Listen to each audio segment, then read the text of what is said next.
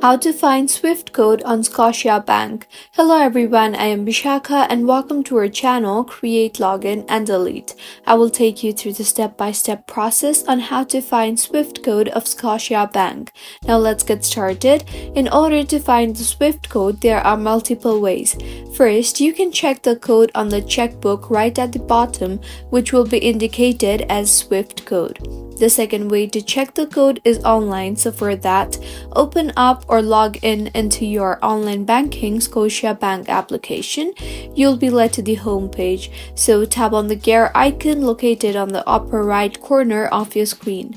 You will now be taken to the settings page. Here, tap on the profile icon, you will be able to see the account info option now. You can also simply tap on the deposit check or void check info option in order to find the Swift code.